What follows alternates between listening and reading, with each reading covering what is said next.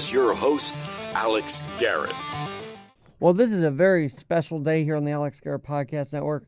We have kind of the Republican and the Democratic voices talking about the debate last night. I want to lead off with Lawrence Haas, the Democratic side, of course, the incumbent side, if you will.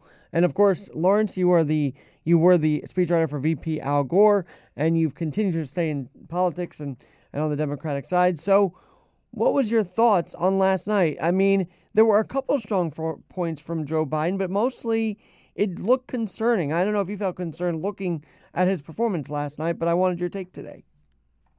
Well, I actually was concerned right from the start. And I mean, before he even uttered a word, when you saw each of the candidates walk out on stage, one of them had a strong walk and the other one had a shuffle.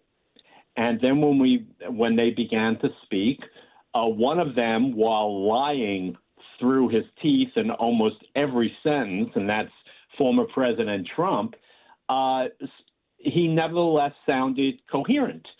The incumbent president, Joe Biden, unfortunately seemed quite confused and hesitant at different moments, and it made it difficult for viewers and listeners to actually get to the substance of the debate, where there were pretty dramatic differences. So there's great concern on the Democratic side today, lots of private conversations about how the party should move forward, and plenty of talk about someone or group of people going to President Biden and suggesting that he step aside, release his delegates, and have the party choose a replacement, because there's a real feeling of despair.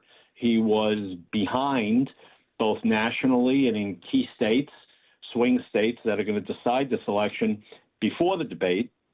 And this, of course, only set him back. So it's not a good day to be a Democrat today. Well, I want to push back on the lies thing for a second, because I feel like when he talked about the immigration, that was one of the strongest points for Trump. Would you agree? Oh, I absolutely would agree that immigration is a hot button issue, and that Trump was effective by pounding away at it. Having said that, it's also the case that he portrays immigrants in a certain way that is nonsensical. He basically denigrates immigrants as being all from, insane asylums, prisons, terrorist training camps. We are a country of immigrants, and we need more people to immigrate to the United States as our economy grows and our workforce needs to grow to provide the continued economic growth and tax revenues that will enable us to fulfill our obligations both at home and abroad. So yes, immigration's a real issue, but former President Trump was lying about the nature of it. All right, I want to ask you this because you were at Ukraine, but we'll get to that in a second. The strongest point Biden made last night was he was adamant there would be no late-term abortion. As a Democrat, wasn't that reassuring to you that that was one of his strongest points of the night? Oh, I think basically the issue of abortion is where he was at his strongest. Not only the question of late-term abortion, but the question of a Republican government perhaps pushing for a nationwide ban on abortion, and he making very clear that he would veto such legislation, and also suggesting at the same time that President Trump would sign it. And I did notice that President Trump did not seem to jump in there and disagree. So abortion was probably Biden's best issue last night. All right, on Ukraine, obviously Trump started talking about how we've given Zelensky a lot of money. You and I have talked about this before because you're in favor of that. I sometimes question where the money goes, and I've asked that before.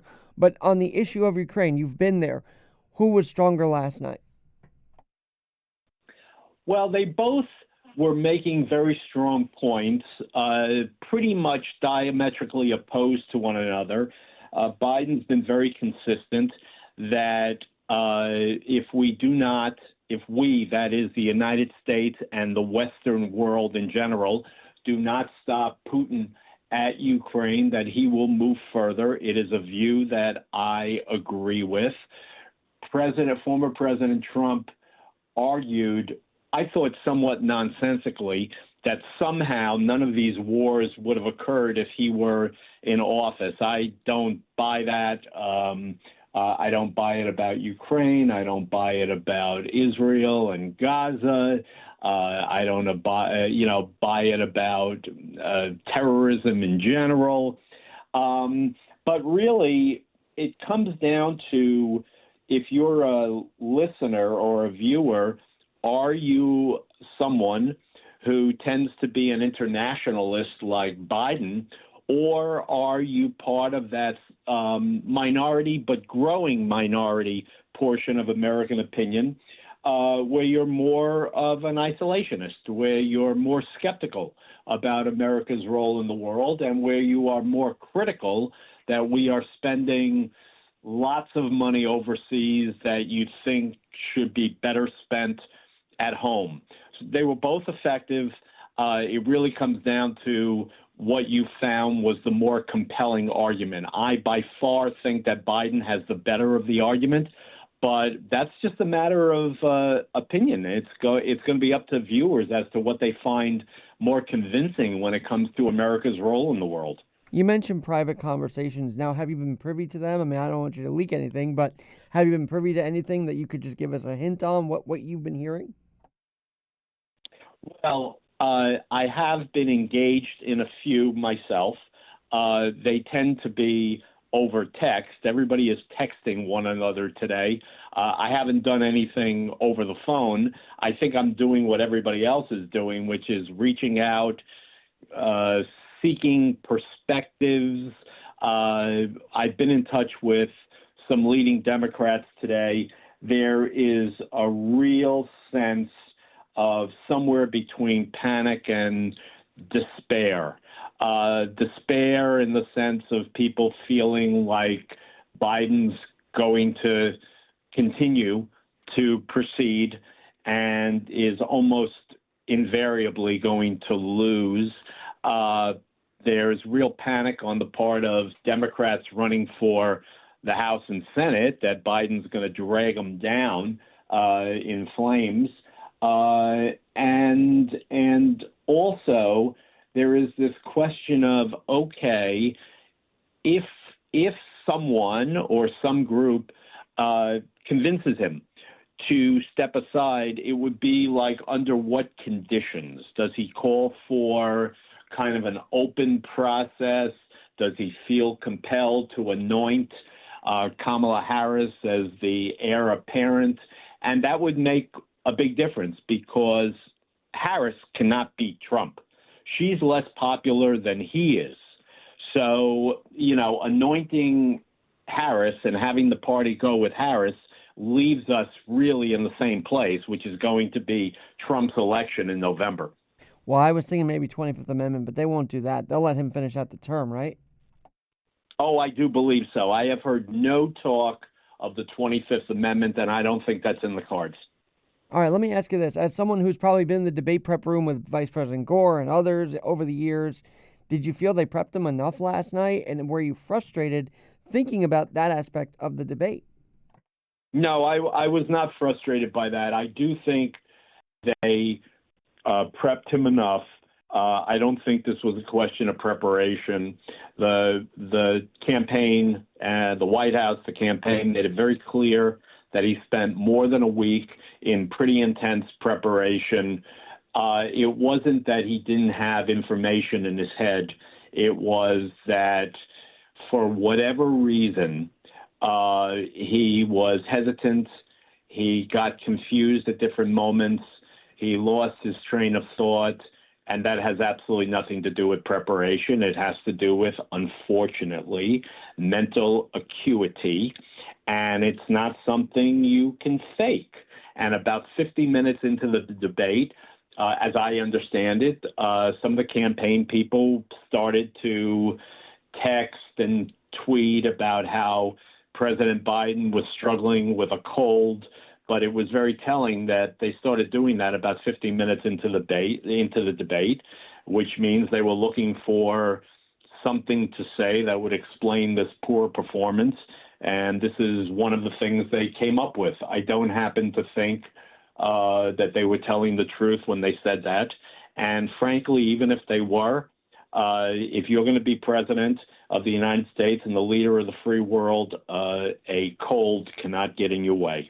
I agree with you there. All right, Lawrence Haas, I got to ask you this as well. As a Democrat, do you feel like, well, let me ask you this firstly. There is obviously a rift within the Democratic Party, right? There's the moderates and the far left. Who's calling for the, removal of Biden as candidate more? Are you noticing a balance there? Yes, I think it's across the board. I don't think I'm in a position to say somehow who's doing more of this. I think there is broad despair and panic that the Democrats as a party are going to lose the presidency and perhaps both chambers of Congress if Biden is at the top of the ticket. And that is a sentiment that would be shared across the different pieces of the Democratic Party. So I don't think this is a progressive thing. I don't think it's a moderate thing. If there is one thing that the Democratic Party is united on, it's that we don't want to see the return of Donald Trump. So this is not being driven disproportionately by any particular wing of the party. And then on that note, you've been a Democrat forever, right? I mean, you've been in the Democratic Party and whatnot. Does a win for George Latimer knocking out Jamal Bowman on Tuesday, I know it's a little off topic, but something like that help you feel like maybe there's some more moderacy that's coming to the Democratic Party once again? Well, let me step back and say something first, which is that I do think it's a bit of a myth that somehow progressives are running this party. I mean, it is the case that they are very loud. The squad is very loud. The echo chamber of progressive thinking in the foundations, among, mainstream media, both broadcast and print, they get a disproportionate amount of ink and airtime. But the fact of the matter is that the president is moderate. The party nominated a moderate president when they nominated him in 2020, and there isn't any particular evidence that the progressives are somehow in charge. And at the grassroots, I would say the same thing. I was both delighted but not terribly surprised that Latimer won that primary. There are more moderate Democrats around the country than people realize at the grassroots. And once again, the far left gets a lot of attention, but they do not dominate this party. When we talk about moderates, I think of Chuck Schumer, and his handling of the Israeli Hamas crisis has really bothered me. Has it bothered you at all? Well, look, politics is never far from the thinking of a leader of, a Senate party, a House party, or the party in general. Chuck Schumer is thinking as he speaks about upcoming Senate races, who's vulnerable, who's not, and all the rest, and he's making all sorts of calculations. Schumer has been sometimes good and sometimes bad on Israel since October 7th, since the Hamas terrorist attack. He was very good in terms of calling out anti-Zionism as, frankly, another form of anti-Semitism. I tend to agree with him in the way this has played out over the last half year. Where I was very disappointed, if not disgusted, was when he was suggesting that somehow the Israeli people ought to topple Netanyahu and get a new leader. I was offended because I don't think the United States ought to be meddling in the political affairs of one of its closest allies. And I also think it's quite naive to think that somehow Israel is going to take a different approach on its major issues of national security with a different leader. I have news for anyone who thinks that, which is that there is a broad bipartisan consensus in Israel. It's at the leadership level, it's at the grassroots level, and it's on a few basic things. Iran cannot get a nuclear weapon. The global nuclear deal of 2015 with Iran was fatally flawed, and now, most prominently, that Israel must finish the job and wipe out Hamas. There is broad bipartisan consensus. So if there's an election and Bibi is toppled, and I don't know that that will happen, but if there's an election and Bibi is toppled and a more moderate Israeli leader comes in, I don't really see much of a change in policy, at least when it comes to national security. Lawrence Haas, thanks so much for joining. Was there anything else that we left off the table that should be discussed before I let you go today? Oh, I don't really know. This is a very a very kind of dynamic time in our presidential politics. This is very unusual for this late in the process, where one of our two major political parties is really mulling its future, is mulling its nominee. I mean, we are almost in July. The convention, Democratic convention and the Republican convention. Is that why the debate happened before the convention, to give them more of an idea of what they should do? No. President Biden and his team asked for an early debate because they know they're losing. They wanted to change the dynamics of this race. For whatever reason, former President Trump said, okay. Perhaps he was very confident as to what would happen. The Biden team made a calculation, and it turned into a disaster. That's essentially what happened. Normally, the debates all take place in the fall. The Biden folks decided to roll the dice. They thought they could change the trajectory of this race, and they actually made it worse. All right, one more thing. The fact that Trump is what everybody says now a convicted felon, which he is, was not really brought up except for Biden last night. Were you surprised the moderators didn't ask anything about that, or were you happy they didn't ask anything about that? I was neither surprised nor happy or unhappy. I don't think that there are many people in America who don't know that he's a convicted felon.